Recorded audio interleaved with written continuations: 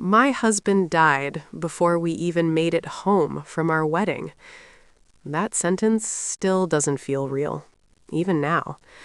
One moment I was laughing, my dress still smelling like roses, my hands still trembling from saying I do. The next, there was blood, screaming metal, glass everywhere. Sirens, flashing red and blue lights cutting through the darkness. I remember trying to breathe, but it felt like my chest had collapsed. I couldn't move. I couldn't see clearly. Everything was spinning. And him, Daniel, he was right beside me just seconds before. Then, he wasn't. I kept trying to reach for his hand, but my fingers only touched something wet, something warm. The truck came out of nowhere. No warning, no hesitation, no brakes. That's what haunts me the most. It didn't slow down. It accelerated. This was supposed to be the happiest night of my life, our wedding night, the beginning of everything we had planned. But instead, it became the end. Or at least, that's what I thought. Because right before the impact, Daniel said something I didn't understand at the time, and I didn't get the chance to ask him what he meant. I woke up days later in a hospital bed. My body was broken, my head was foggy, but there was only one question in my mind. Where is he? No one answered at first, just silence. And then, the truth hit me harder than the crash ever could. They told me it was an accident, but deep down, I knew it wasn't. Before we continue with this video, please like, subscribe, and turn on the notification bell for updates. It started like something out of a dream. The sun was perfect, not too bright, not too dull, the kind of golden light people spend years trying to recreate in photos. Everyone was smiling, laughing, celebrating us, me and Daniel. He looked calm, grounded, like nothing in the world could shake him. That was always his way, steady, reassuring, safe. But looking back now, there were cracks, tiny ones, easy to miss if you weren't looking closely. At one point during the reception, I noticed someone standing across the room, watching me. Not smiling, not talking, just staring. When I looked again, they were gone. I brushed it off. I wish I hadn't.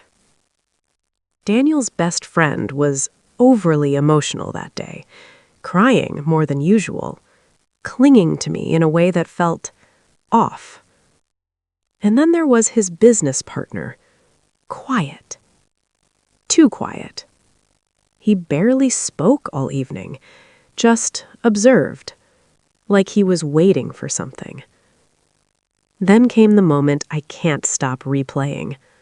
Right before we left the venue, Daniel got a phone call. He stepped away to answer it.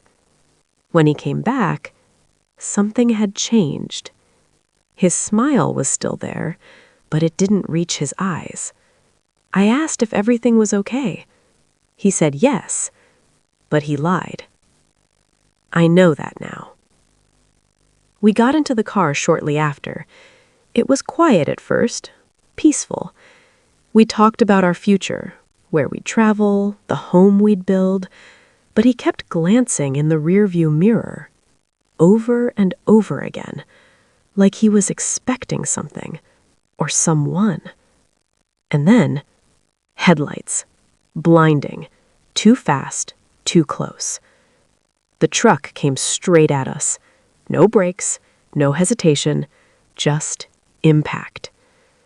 Everything slowed down. I remember the sound, the force, and Daniel's hand slipping out of mine. But right before everything went black, he whispered something. something I didn't understand at the time, and I didn't get the chance to ask him what he meant. Waking up felt like drowning.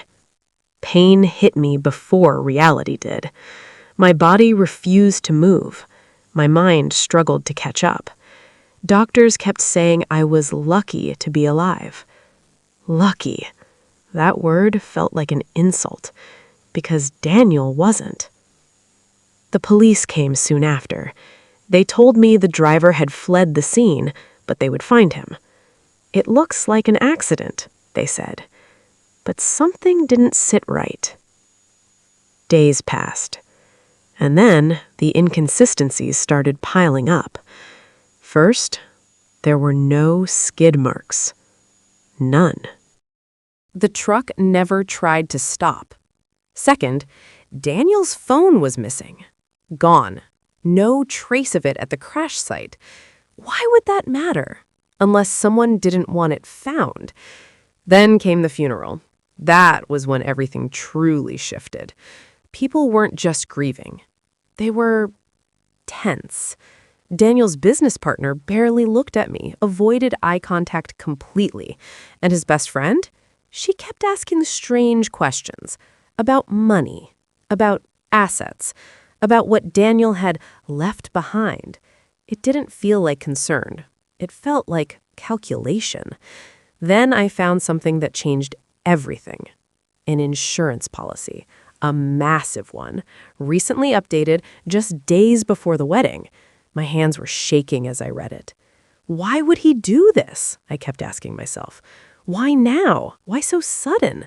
Was he planning something? Or was he preparing for something? Before I could find answers, the police called. They had found the driver, caught him, alive, and he wanted to speak. Specifically, to me. The moment I heard that, something inside me snapped. The interrogation room was colder than I expected, not just physically, emotionally.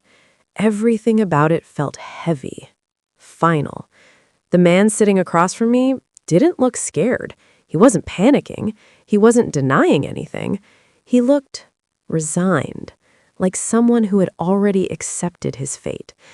I sat down slowly, my heart pounding so loud I could barely hear anything else. And then he spoke. It wasn't an accident. 4 words. That's all it took to shatter everything.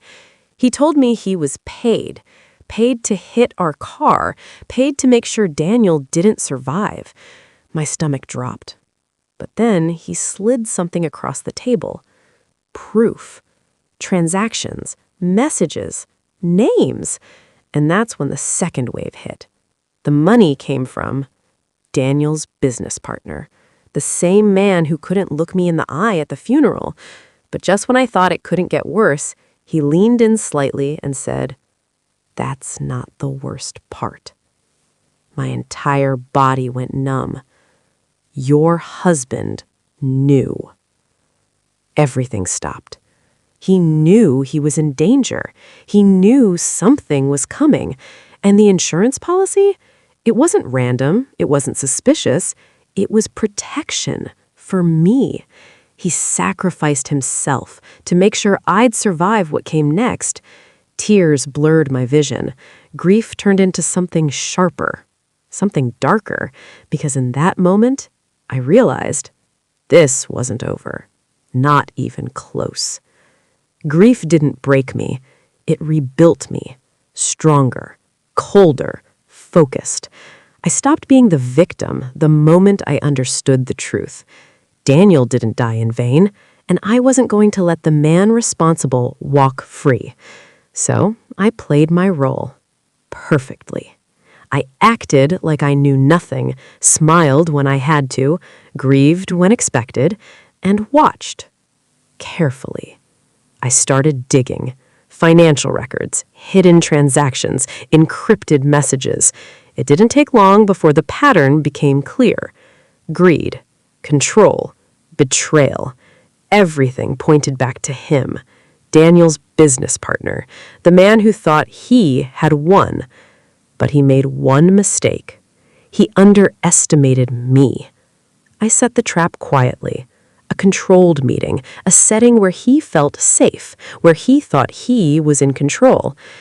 And then I flipped everything. I revealed the evidence, every transfer, every message, every lie. His face changed instantly. Confidence? Gone.